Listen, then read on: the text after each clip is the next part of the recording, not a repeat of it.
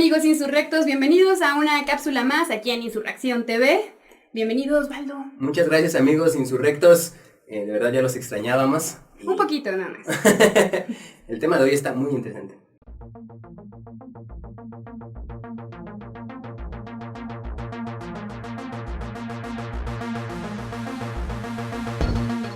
Es muy interesante y tenemos a tres mujerones, y me voy a atrever a decir mujerones, ¿no? de América, de estos espacios feministas que se han dado en las últimas décadas con mucha fuerza. Digo, la historia feminista tiene muchísimo tiempo, pero acá ha tomado mucha fuerza y está con nosotros Marisela también Esparza, arqueóloga. Sí. Arqueóloga. Todas somos feministas excepto Osvaldo. Sí, entonces, bueno, nada más. Está también con nosotros. No, de nada. Yo digo, para que la audiencia no se confunda, ¿no? Sí. Sí. Está con nosotros Zac Ocampo, restauradora. Y Daniela Cantor, es historietista. Entonces tenemos tres disciplinas muy importantes también en el movimiento feminista. Y el tema de esta mesa van a ser 3 bloques. El primer bloque vamos a hablar del acontecimiento de las últimas 2 semanas que se han dado en México, que inició el 16 con toda la manifestación en la Procuraduría, pues por lo que se publicó de esta chica menor de edad violada, no me gusta decir presunta, es violada por 4 policías, y toda la impunidad que se da en la Fiscalía y en la Procuraduría en los casos de violación sexual contra mujeres. Entonces, bueno, vamos a iniciar la mesa. Es un poco, sí, la idea es de debatir, ¿no? Este tema, cada una desde nuestra trinchera y desde nuestra trinchera con Osvaldo. Y la primera pregunta, y me gustaría que empezáramos con Daniela, es ¿qué implica en un movimiento revolucionario tomar de manera simbólica las calles con arte? Bueno, yo vengo de Buenos Aires y allá hay un movimiento muy fuerte que son las pañuelo verde, que vamos con el pañuelo atado en la mochila, en el bolso, en todos lados. Estamos mucho en la calle y lo último que hubo fue un gran encuentro de mujeres artistas visuales donde debatimos y planteamos espacios, pactar espacios, porcentajes de aumento de sueldos, cosas muy prácticas. Con mucho respeto y siempre teniendo en cuenta que a veces hay mujeres que son parte del patriarcado y cómo dialogar con ellas, como no todas pensamos que esto es un poder que está elevándose y que hay que aguantarlo, quererlo, tomar conciencia. Hay muchas mujeres que están del lado del patriarcado y que te van a hacer sentir mal si estás en estos movimientos, entonces también hablar un poco de todo lo que anda dando vuelta, aparte de las calles, en estatutos, en pedidos de derechos. ¿Qué implica que inicie un movimiento con la toma de las calles? No empiezas con el documento oficial, ¿no? Empiezas siempre o casi siempre tomando las calles. ¿Por qué se toma antes la calle? Yo creo que es por la energía de tantos años de estar tapadas. Los abusos hicieron a la gente salir a la calle. O sea, es algo mucho más animal que un estatuto, es salir, porque hay mucho abuso. Abuso es la palabra. Yo como comunicadora, dibujante, siento la responsabilidad del mensaje. Cuando se habla de lucha, trato de frenar un poco porque sé que hay muchas chicas muy jóvenes que esto de la lucha se lo toman literal, y enfrente de un hombre violento capaz que piensan que ellas tienen que luchar. Y entonces yo tengo la responsabilidad de hablar con mucho cuidado con respecto a eso. Porque para mí cuando hay un abusador, hay un abuso posible, una persona violenta, hay que salir corriendo. Ahí no hay que, para mí, no hay que luchar. Siento la responsabilidad de las muertes también. O sea, salimos a las calles y hubo represión también, ¿no? Como acá.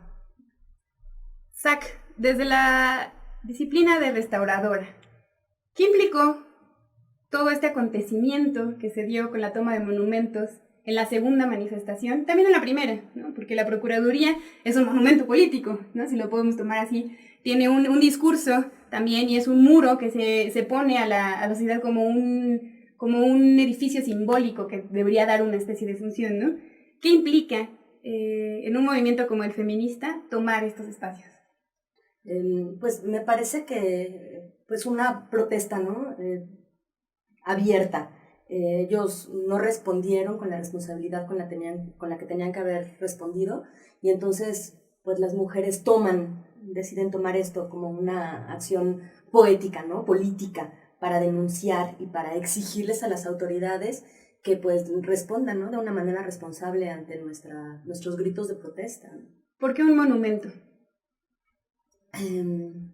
Pues no sé, supongo que...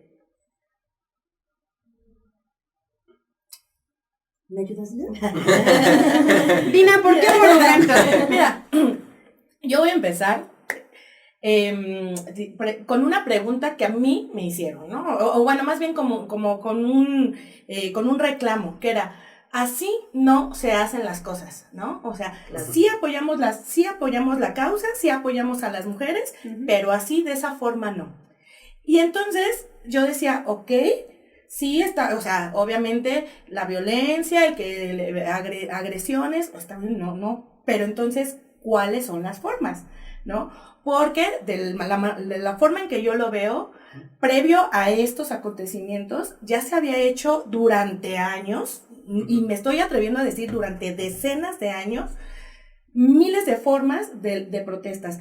Las víctimas hacen su parte, que es ir a denunciar, y no solamente no se les ayuda, sino que se enfrentan a un sistema de justicia totalmente pues caído, totalmente impune, ¿sí? En donde no están siendo cobijadas, sino que no solamente no se les da atención, sino que se les reviola, por así decirlo, ¿no? O sea, eso. Hace unos meses, por ejemplo, pongo el ejemplo de esta chica que empezó bailando, haciendo una protesta. ¿Qué hizo la sociedad civil? Memes, ¿no? O sea, se han hecho performances de bailar, cantar, recitales, de teatro, se han mandado cartas del extranjero, se ha pedido también ayuda, ¿no? Externa hacia el Estado, y no ha pasado nada. Tuvo que haber estos gritos desesperados, tuvo que haber una intervención ya de forma visible y para algunos violenta para que pasara algo. Y aún así sigue en cuestiones prácticas sin pasar nada, ¿no? Porque hasta el día de hoy no ha habido, ¿no? realmente un paro a las cuestiones de violencia, ¿no?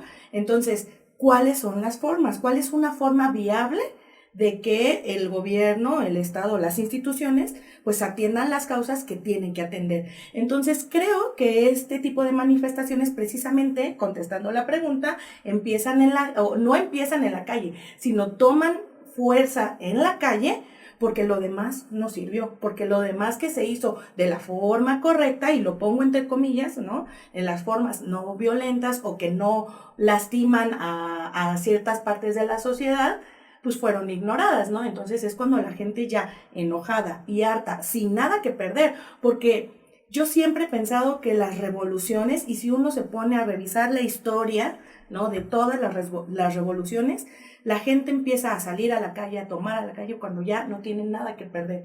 Y creo que eso es lo que estamos pasando en México. Nos han quitado tanto, ¿no? Que lo único que tenemos que perder es nuestra vida, ¿no? Y entonces es o te mueres, ¿no? Porque te asesinan, o te mueres luchando, ¿no? Ahora, algo que quizá no se dijo al principio fue este contexto donde las mujeres salen a marchar porque quieren visibilizar lo que está pasando. Y el tema era la manifestación, la forma en la que lo hacen, pero se empezó a desviar el tema, obviamente, porque no les gustó mucho las formas, ¿no?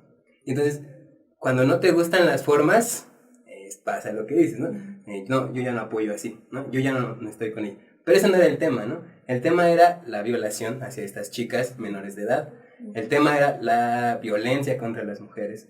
El tema era toda la historia y la carga política que ya venía atrás. Y entonces, yo sí quiero preguntarles específicamente por qué los monumentos, que ya le había dicho Pris, o sea, pero ¿qué carga política tiene que yo rayo el ángel de la independencia?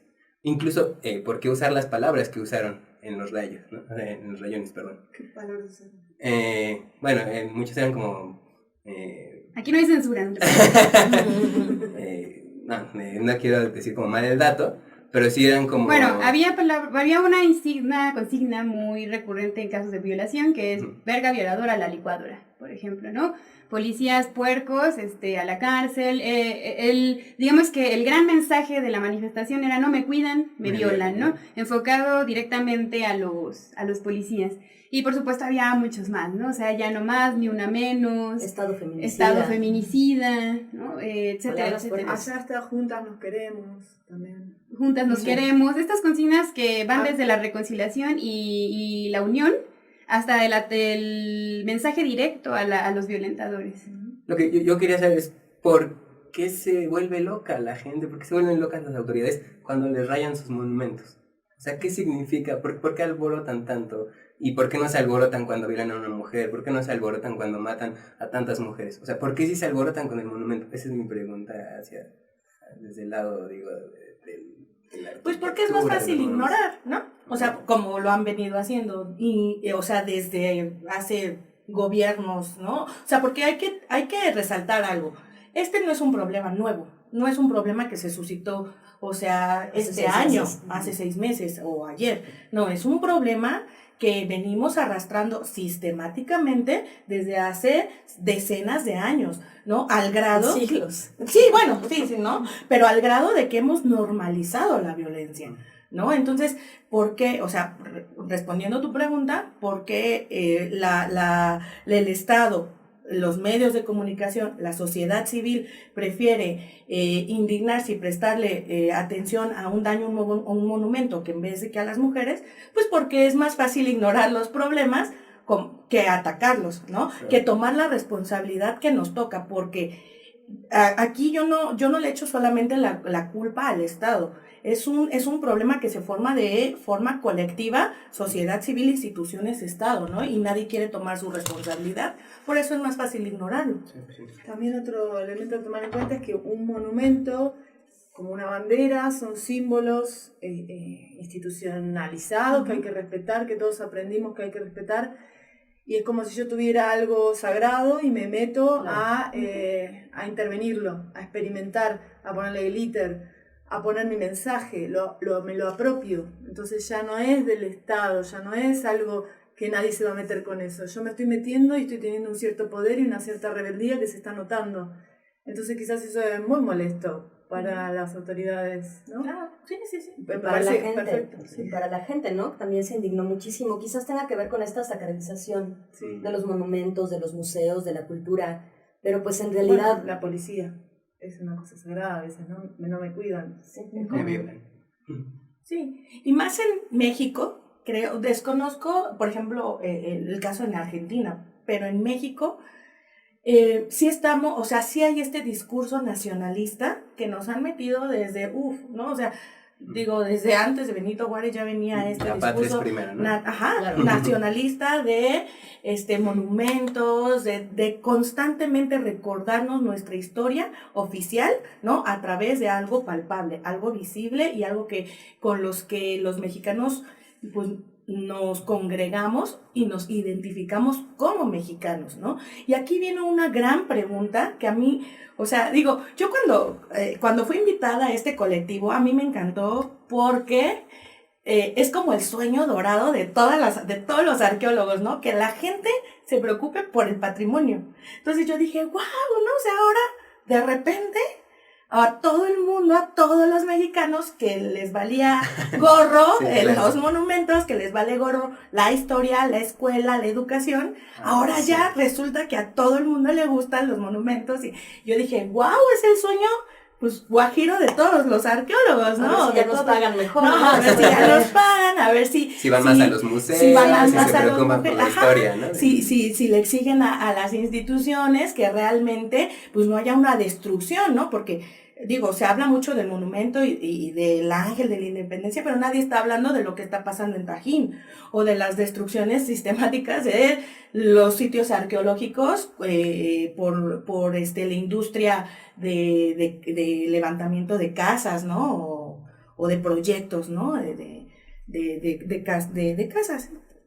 En fin, entonces, Cuando yo me topo con esta preocupación colectiva, pues digo, pues de aquí voy, ¿no? O sea, porque entonces me encantaría, ¿no? Que México realmente se convirtiera en lo que la sociedad civil está diciendo ser, ¿no? En un México que realmente sepa su historia, sepa realmente su cultura y la defienda y la promueva y entonces luche porque no vengan empresas extranjeras a robar, ¿no?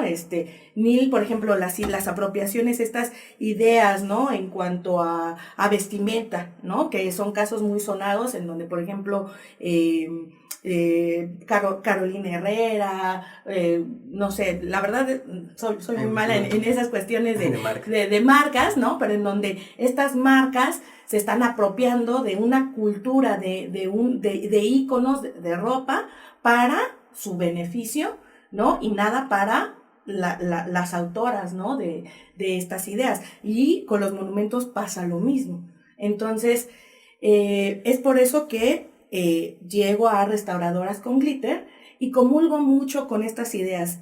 En primera, que nosotros no promovemos de ninguna manera la destrucción al patrimonio. Ni la promovemos, ni la avalamos, ni la incitamos. Eso hay que dejarlo claro.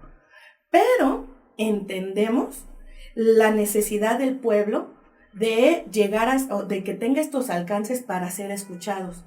Entendemos que es un grito desesperado de todas estas mujeres, ¿no? Que han sido violentadas y de sus familias, porque también, o sea, los dolientes, ¿no? Están sufriendo y no están siendo atendidos, ¿no? Al contrario, o sea, es un grito desesperado hacia el Estado que ha sido impune, que ha decidido voltear, ¿no? A otro lado, a no mirar, y entonces se ha tenido que agredir estos símbolos, ¿no? Y uso la palabra agredir con mucho cuidado, ¿no? Porque a mí me gusta más la palabra intervenir, ¿no? Sí. Se ha tenido que intervenir estos espacios, ¿no? De hacer pintas y de hacer expresiones, porque no estamos siendo escuchados, ¿no? Pues me gustaría cerrar el bloque con 2 preguntas. Y sí, me gustaría que se arrebataran la palabra con estas preguntas, sí, porque lo siento muy políticamente correcto el programa.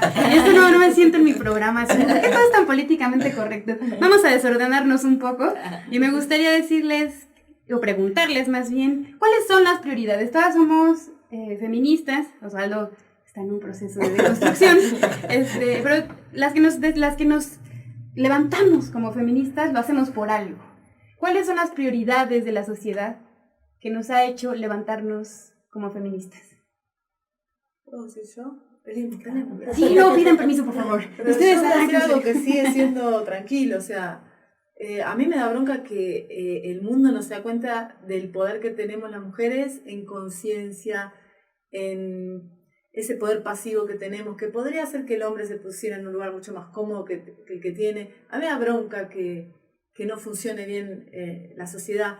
Y cuando escucho a las feministas y hablan de que esto es un movimiento anticapitalista, estoy muy de acuerdo. Porque en verdad, como decías, hay que deconstruir mucho.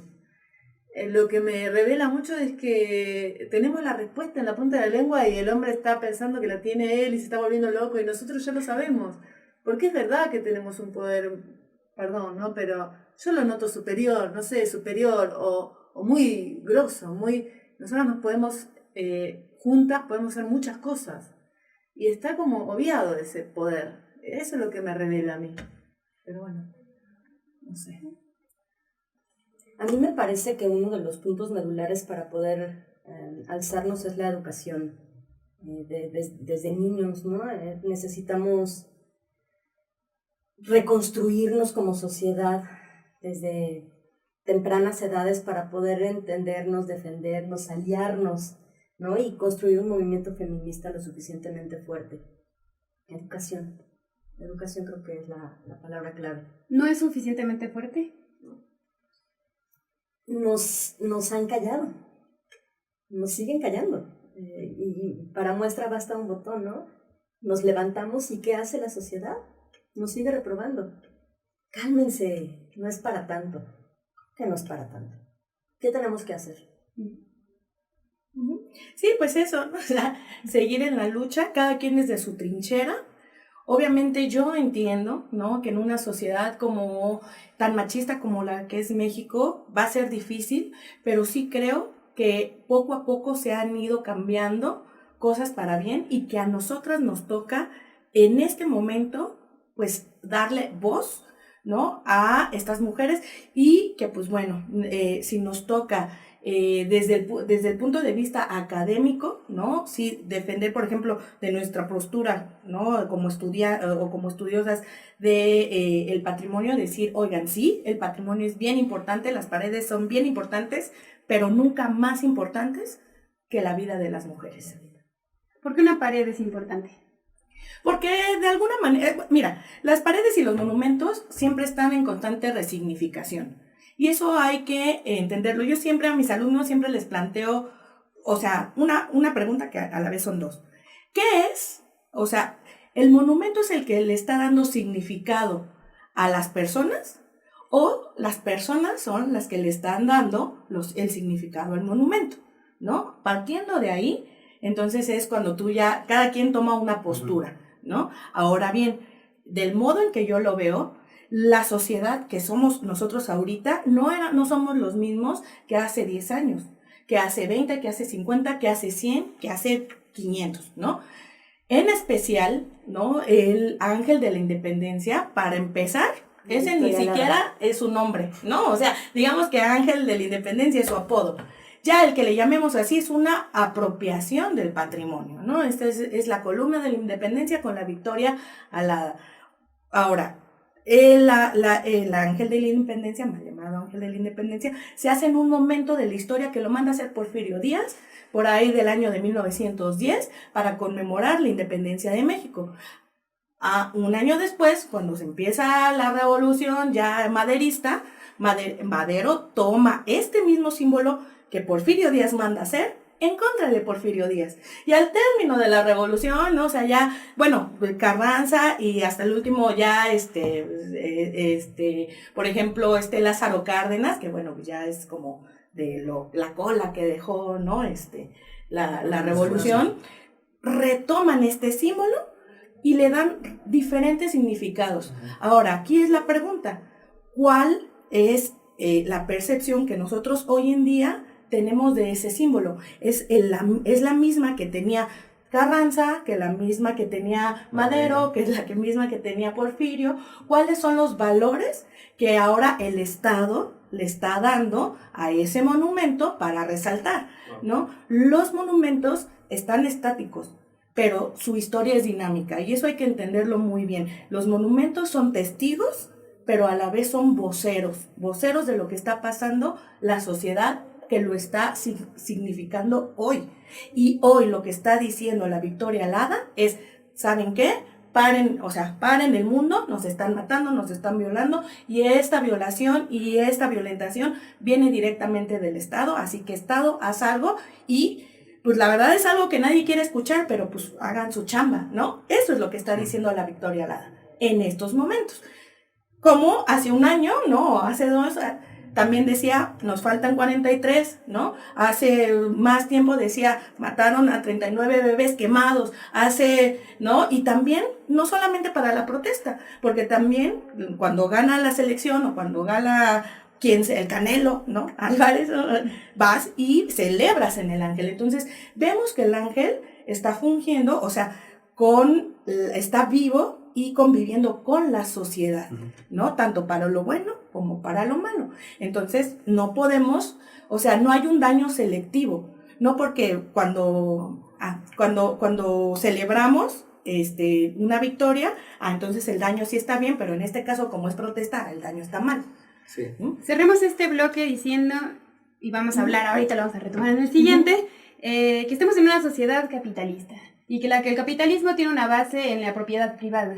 Hoy los monumentos significan propiedad privada de muchas maneras y un poco entendemos la prioridad social, y hablo de prioridad hacia la respuesta negativa de la sociedad. ¿Qué prioridad tiene la sociedad en cuanto a, o en tanto a, los temas de feminicidio, los temas de violencia en general, ¿no? Hoy hablamos de la violencia contra las mujeres, que es un tema que creo se debe poner en un primer lugar, Y también podemos hablar de otro tipo de violencia, ¿no? La violencia contra las comunidades, la violencia contra la comunidad LGBTIQA+, ¿no?